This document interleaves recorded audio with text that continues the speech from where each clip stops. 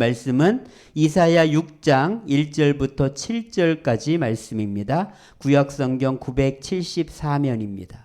이사야 6장 1절부터 7절까지 우리 한 절씩 교독하겠습니다.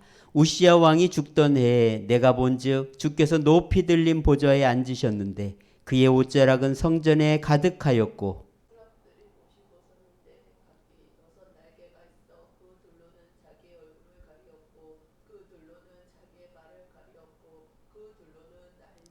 서로 불러 이르되 거룩하다 거룩하다 거룩하다 만군의 여호와여 그의 영광이 온 땅에 충만하도다 하더라.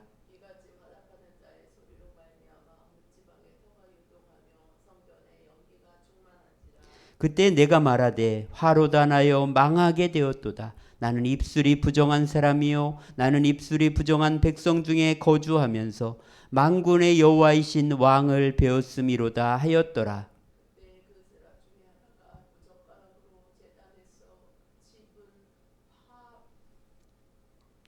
같이 읽겠습니다. 그것을 내 입술에 대며 이르되 보라 이것이 내 입에 닿았으니 내 악이 제하여졌고 내 죄가 사하여졌느니라 하더라. 아멘. 새해 첫 주부터 선지자를 중심으로 말씀을 보고 있습니다. 선지자란 하나님의 특별한 부르심을 받아 하나님의 말씀을 대언하는 사람을 말합니다. 그동안 구약의 대표적인 선지자인 엘리야와 엘리사를 살펴보았죠. 엘리야와 엘리사는 구체적인 행적이 열왕기상과 열왕기하에 기록되어 있습니다. 그래서 우리가 잘 알죠. 하지만 오늘부터 보는 선지자들은 예언이 기록된 책은 있습니다. 하지만 구체적인 행적은 기록되어 있지 않습니다. 그렇지만 우리가 이 선지자들을 살펴보면서 함께 은혜를 받았으면 좋겠습니다. 구약성경 39권은 모세 오경, 역사서, 시가서, 대예언서와 소예언서로 나뉠 수가 있습니다. 예언서를 대선지서와 소선지서로 나누기도 하는데요. 구분하는 기준은 선지자들의 능력이나 활동 시기가 아니라 책의 분량에 있습니다. 선지자들이 활동한 시기를 중심으로 보면 주로 분열 왕국 시대에 활동했음을 알 수가 있습니다.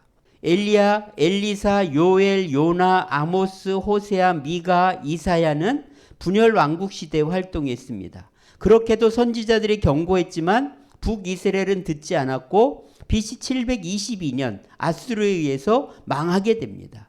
그리고 그 아수르는 사마리아 땅을 혼혈과 종교 혼합주의 정책으로 다스립니다. 그래서 예수님 당시의 유대인들이 사마리아 사람들과 상종하지 않게 된 이유가 바로 여기에 있는 것이죠. 자, 이제 남유다만 남은 시기에 이사야, 스바냐, 하박국, 예레미야, 나훔, 오바댜가 활동했습니다. 회개하지 않으면 북이스라엘처럼 바벨론에 의해 멸망당할 것을 경고한 것입니다. 하지만 결국 돌아서지 않았고요. 136년 후인 BC 586년 바벨론에 의해 멸망당합니다. 하지만 그 멸망 중에도 하나님은 거룩한 씨앗들을 남겨두어서 다시 돌아올 수 있게 하시는 것을 볼 수가 있습니다. 그래서 예레미야를 통해서 약속하신 것처럼 70년 만에 포로된 땅에서 귀환합니다. 그래서 스룹바벨, 에스라, 느헤미야를 중심으로 3차에 걸쳐서 포로 귀환이 이루어졌고요. 이때 활동했던 선지자가 학개와 스가랴 그리고 말라기입니다. 자, 이렇게 대선지자 4명, 소선지자 12명이 하나님의 부르심을 받아서 귀한 사명을 감당했습니다. 특별히 2주 동안 이사야를 통해서 보게 될 텐데요. 이사야는 극적인 소명으로 유명합니다. 이사야는 우시야 왕이 죽던 해 예언자로 부르심을 받았습니다. 우시야 왕 때부터 요담, 아하스, 히스기야 왕까지 약 50년 동안 활동을 했습니다. 역대하 26장에 보면은 이사야는 다른 책들도 썼는데요. 특별히 우시야 왕의 행적을 적은 것으로 보아 왕족이나 고위직이었음을 알 수가 있습니다. 이사야가 활동한 시기에 남유다는 비교적 태평성대의 때였습니다. 겉으로는 모든 게 좋아 보이지만 하나님이 보실 때는 영적으로 중병이 든 상태였습니다. 우시야 왕이 죽던 해에 이사야는 선지자로 하나님의 부르심을 받았습니다. 우시야 왕이 죽었다는 것을 강조하는 것은요, 비록 이 세상의 왕은 죽지만 하나님의 통치는 계속된다는 것을 강조하는 것입니다. 세상의 왕들, 나라, 우리의 인생은 끝이 옵니다. 그러나 하나님 나라는 영원하다는 것을 잊지 말아야 됩니다. 이것을 모르기 때문에 우리가 헛된 것들, 이 잠시의 즐거움에 빠져서 살게 되는 것입니다. 여러분, 오늘 우리는 무엇이 영원한지, 후회하지 않는 것이 무엇인지를 생각하면서 하나님의 나라와 의를 구하며 살아야 될 줄 믿습니다. 우시야 왕은 여호와 보시기에 정직하게 행했고요, 52년 동안이나 나라를 다스렸습니다. 여러분, 많은 왕들이 있는데 여호와 보시기에 정직한 왕들은 8명밖에 없었습니다. 이렇게 우시야가 하나님을 찾게 된 것은 그 비결이 스가랴라는 조언자가 있었다고 역대상 26장에 나와 있습니다. 그런데 하나님의 도우심으로 이렇게 블레셋과 암몬을 정복하며 강성해지자 교만해지기 시작합니다. 하나님의 성전에 들어가서 분향을 하려고 한 것이죠. 제사장이 막자 화를 냅니다. 그때 그의 이마에 나병이 생겼고 성전에서 쫓겨나게 됩니다. 그래서 우시야는 죽는 날까지 나병이 걸려서 별궁에 살아야 했습니다. 여러분, 교만병이 무섭습니다. 모든 일이 잘 되면 내가 잘나서 그런 것이라 착각합니다. 교만해지면 우시야처럼 월권행위를 합니다. 하나님의 자리를 차지하려고 합니다. 이런 우시야 왕의 모습은 나병에 걸린 이스라엘과 같은 상태였습니다. 지난주에도 살펴본 것처럼 세상의 모든 부귀영화를 누려도 나아만 장군처럼 나병에 걸린다면 계집종보다도 더 초라한 인생으로 전락하게 됩니다. 여러분, 스가랴 같은 이런 영적 멘토의 도움을 받으면서 하나님을 찾는 인생이 되어야 될 것입니다. 그렇지 않으면 우리는 한순간에 교만해질 수밖에 없고 우시야처럼 어리석은 자가 될 수 있음을 잊지 말아야 됩니다. 이렇게 우시야 왕이 죽던 해에 이사야는 무엇을 봤을까요? 뒤를 이어서 왕이 될 요담과 또 이스라엘의 주변 정세를 바라보지 않았습니다. 이사야는 눈을 들어서 높이 들린 하나님의 보좌를 바라보았죠. 그때 영광스러운 장면을 봅니다. 바로 하나님께서 보좌에 앉아 계셨고요, 그 하나님의 옷자락이 하늘 성전에 가득한 것을 보게 됩니다. 바로 하나님의 위엄이 얼마나 큰지를 말하는 것이죠. 그때 스랍들이 하나님을 찬양하는데요, 이 스랍은 여기에만 등장합니다.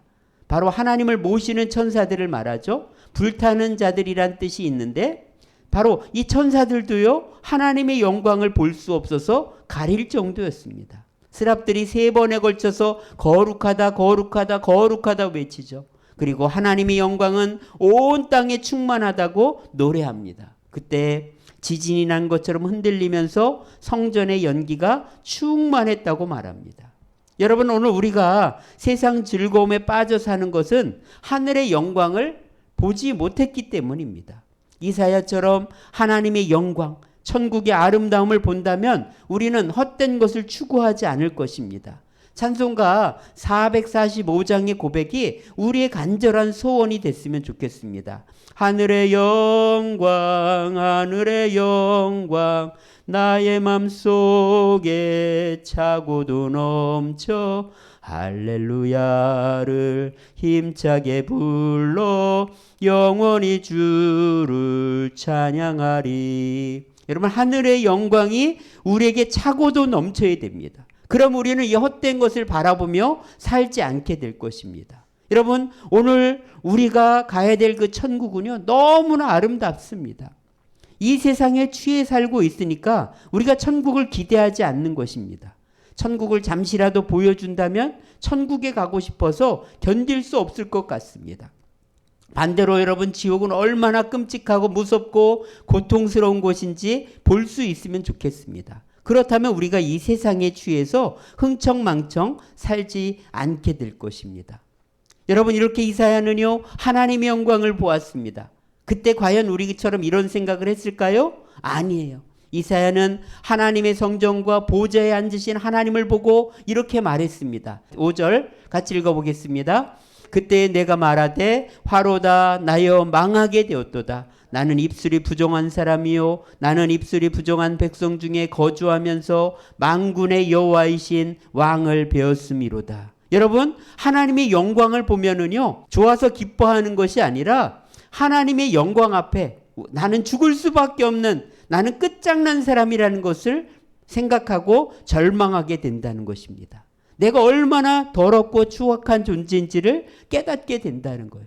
이사야는 입술이 부정한 사람이라고 절망합니다. 마음의 악함이 입술로 표현된다는 말이죠. 더러운 죄인이 하나님을 보면은요, 죽을 수밖에 없습니다. 마치 용광로 앞에 서면 불에 타서 녹을 수밖에 없는 것처럼 말입니다.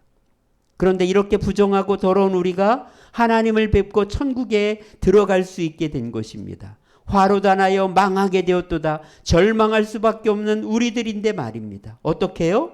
바로 하나님께서 보내주신 예수님으로 말미암아 그 보혈의 피로 깨끗하게 씻음 받았기 때문입니다.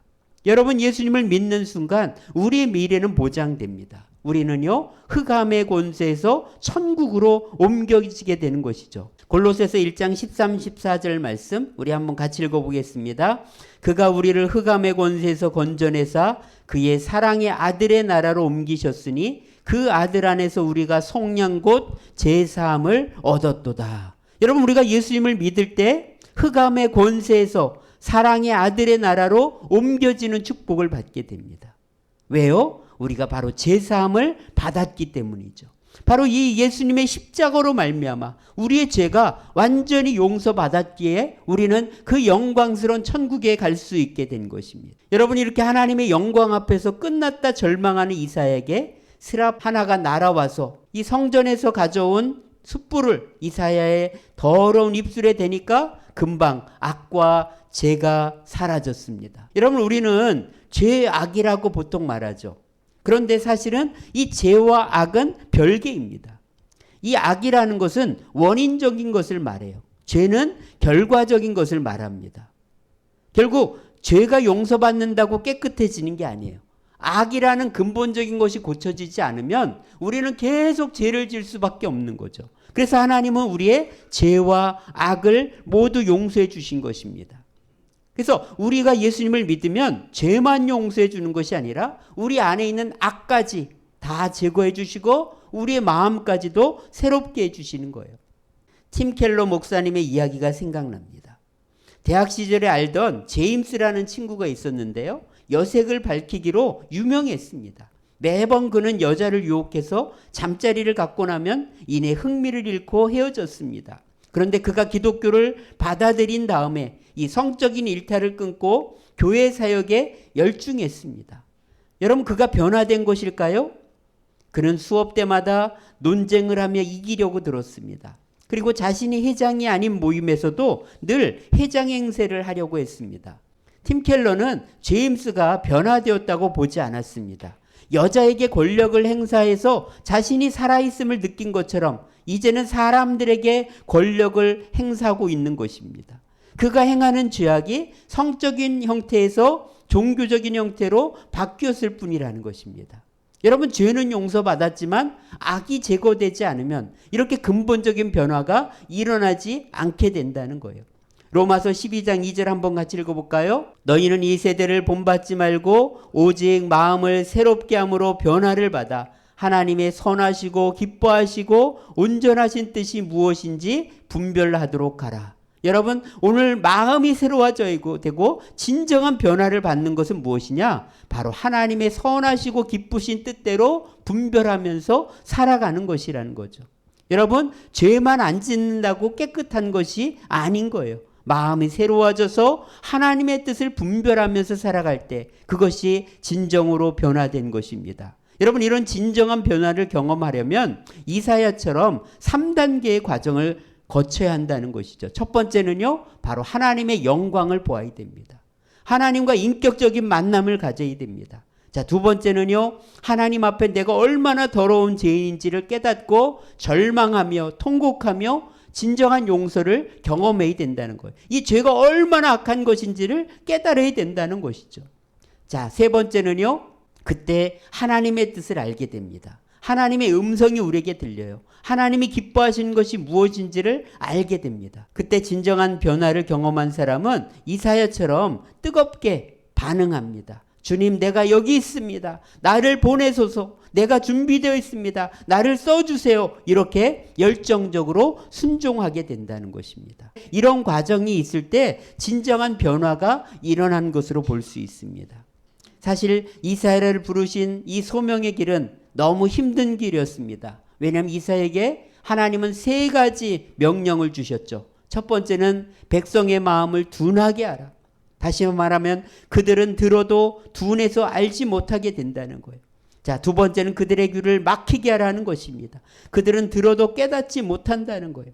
세 번째는 그들의 눈이 감기게 하라는 것입니다. 그들은 소경처럼 보지 못하게 된다는 거예요. 왜 이런 일이 생길까요? 그들의 마음이 완악하고 그들의 본성이 부패했기 때문입니다. 언제까지요? 성읍이 황폐하고 주민이 사라지고 포로로 끌려갈 때까지라는 거예요.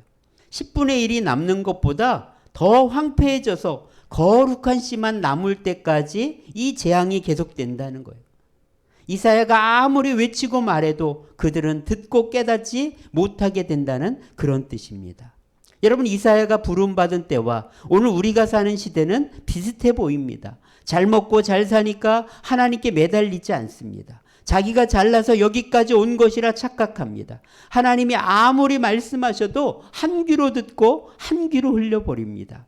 마음이 둔해졌고 귀가 막혔고 눈에 감겨 있기 때문입니다. 언제까지요? 끝장날 때까지. 여러분, 그래도 소망이 있습니다. 하나님은 10분의 1에 불과한 거룩한 그루터기를 남겨두고 있기 때문입니다. 여러분, 이 거룩한 그루터기가 누굴까요? 저는 새벽을 깨우며 기도하는 사람들이라 생각됩니다. 왜냐하면요, 교인 중에 10분의 1 정도가 새벽을 깨우기 때문입니다. 여러분, 새벽을 깨우며 기도하는 그런 믿음의 용사가 될 수 있기를 원합니다. 이렇게 거룩한 씨앗들, 그들은 어떤 노래를 부를까요? 이사야 12장 2절에 보면은 그들은 이렇게 노래합니다. 한번 읽어볼까요? 보라, 하나님은 나의 구원이시라. 내가 신뢰하고 두려움이 없으리니 주 여호와는 나의 힘이시며 나의 노래시며 나의 구원이심이라. 여러분, 하나님만이 우리의 구원이 되십니다. 그리고 하나님을 신뢰하며 나아갈 때 오늘 우리에게는 축복과 은혜가 넘칠 것입니다. 우리가 2024년 정말 이런 믿음으로 나아갔으면 좋겠어요. 하나님만이 나의 구원이십니다. 내가 하나님만 신뢰하며 의지하며 나아가겠습니다. 주님, 내가 여기 있습니다. 나를 사용하여 주옵소서. 이렇게 믿음으로 나아감으로 말미암아 이사야가 하나님께 쓰임받은 것처럼 우리들도 하나님께 쓰임받는, 하나님께 영광 돌리는 그런 2024년이 될 수 있기를 축복합니다.